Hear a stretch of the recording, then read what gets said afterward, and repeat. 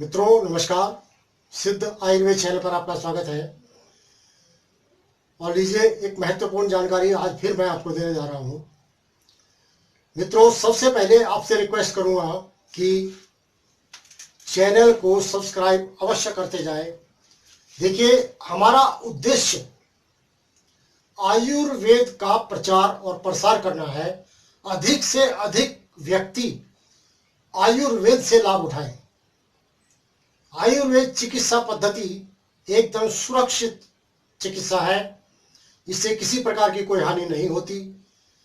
रोग को निवारण करने के साथ साथ आपके स्वास्थ्य को भी लाभ पहुंचाती है। तो इसलिए मेरी आज इस वीडियो के माध्यम से आप सबसे एक रिक्वेस्ट है कि जिस किसी भाई के पास भी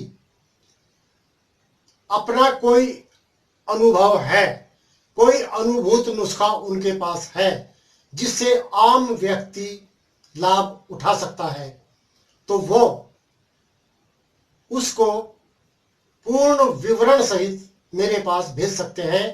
या तो कमेंट में आप लिख दें, या आप मेरे मेल पर उसको भेज दें, या मेरे एड्रेस पर उसको पत्र द्वारा प्रेषित कर सकते हैं।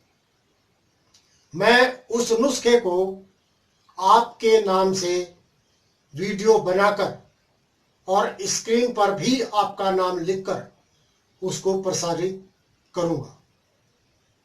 तो इस प्रकार से जो अनुभव व्यक्ति अपने पास संजो कर रखे रहते हैं और वो उन्हीं के साथ विदा हो जाता है, तो वो इस प्रकार से प्रसारित होकर के प्रत्येक व्यक्ति उससे लाभान्वित हो सकता है। तो आप अपना अनुभव इस प्रकार से प्रसारित करा सकते हैं। आपको किसी प्रकार की इसमें कोई हानि नहीं होती। आपका नाम और आपको यश मिलेगा और व्यक्ति इसका लाभ उठाएगा। तो आज का जो वीडियो है वो कई व्यक्ति कहते हैं कि वैद्य जी हमें दूध हजम नहीं होता, हमें छाछ हजम नहीं होती, हमें तेल घी हजम नहीं होता। इस प्रकार से अनेक खाद्य पदार्थों के विषय में वो कहते हैं कि ये हमको हजम नहीं होते। अब हम क्या करें इसके लिए? तो आज मैं उसी की जानकारी आपको देने जा रहा हूं। देखिए कुछ व्यक्ति कहते हैं उनको दूध हजम नहीं होता।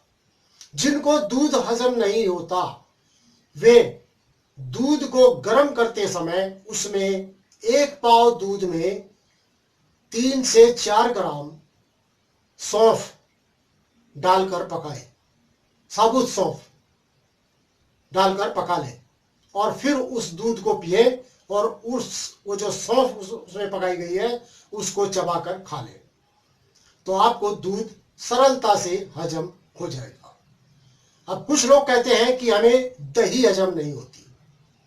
दही को हजम करने के लिए उसमें आप सौंठ का चूर्ण मिला सकते हैं।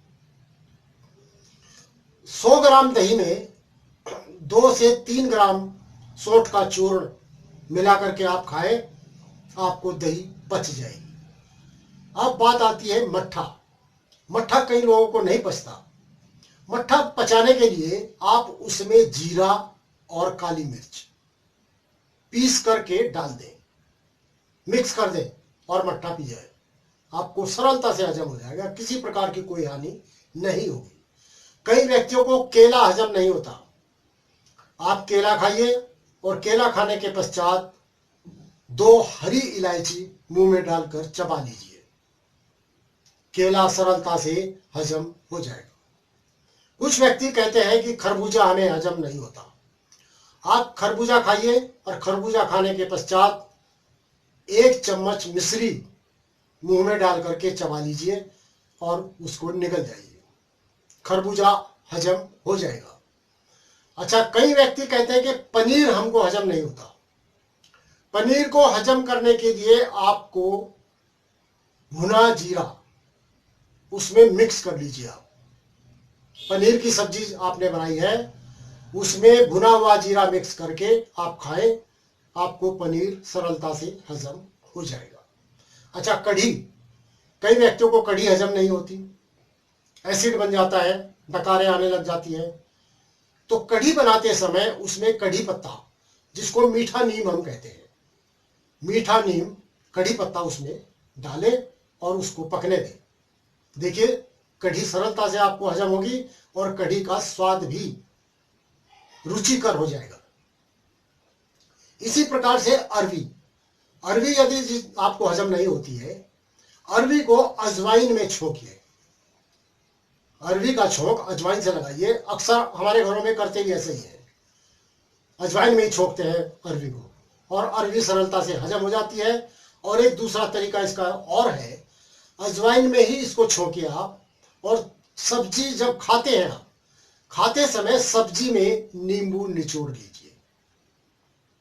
अरवी की सब्जी में नींबू निचोड़ कर आप खाइए, आप देखेंगे उसका टेस्ट भी बदल जाएगा, वो टेस्टी हो जाएगी, स्वादिष्ट हो जाएगी, पाचक हो जाएगी, और अरवी सरलता से आपको पच जाएगी। इसी प्रकार से अमरूद, अमरूद को पचाने के लिए बहुत आसान तरीका है, हल्का सा काला नमक लगा करके उसमें और आप खाइए, तो अमरूद का स्वाद भी बढ़ेगा और सरलता से वो हजम हो जाएगा। अब कुछ व्यक्तियों को तेल और घी में पकी हुई चीजें हजम नहीं होती, उसके लिए आप कलौंजी, आप पूड़ी बनाते हैं, पूड़ी में आटे में कलौंजी के जो काले बीज आते हैं उनको डाल दीजिए, साबुत डाल दीजिए और उसकी पूड़ी बनाएं, आपको पूड़ियाँ आराम से हजम हो जाएंगी। इसी प्रकार से आप पराठा में भी कलौंजी के बीज डाल सकते हैं। तो इस प्रकार से आप इन खाद्य पदार्थों को सरलता से हजम कर पाएंगे। अच्छा, कई व्यक्तियों को हाजमा, उनकी मंदाग्नि की शिकायत होती है, अग्नि वृद्धि शरीर में नहीं होती, यानी भोजन भी उनको सरलता से हजम नहीं होता। ऐसे व्यक्तियों को थोड़ा थोड़ा करके गर्म पानी पीना चाहिए, तो उससे अग्नि तीव्र होगी और भोजन सरलता से पचेगा। ठंडा पानी बिल्कुल नहीं पीना चाहिए मंदाग्नि वाले व्यक्ति को। हल्का हल्का गर्म पानी थोड़ा थोड़ा करके पूरे दिन पीते रहें, तो आपको किसी भी प्रकार का गरिष्ठ भोजन हो सरलता से पच जाता है। तो बहनों भाइयों, आज इस वीडियो के माध्यम से मैंने आपका ये संशय, आपकी ये समस्या हल कर दी है। अब आप निर्भय होकर के इसी संयोग के साथ इन खाद्य पदार्थों का प्रयोग कर सकते हैं और अपने भोजन में इनको शामिल कर सकते हैं। किसी प्रकार के डरने की आवश्यकता नहीं है।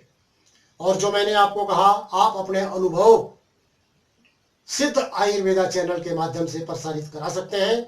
आपके नाम से प्रसारित किया जाएगा, उसकी ख्याति आपको प्राप्त होगी और आम व्यक्ति को उसका लाभ मिलेगा। आपका बहुत बहुत धन्यवाद।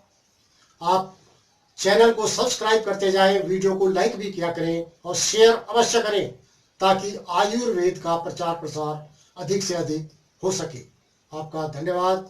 नमस्कार।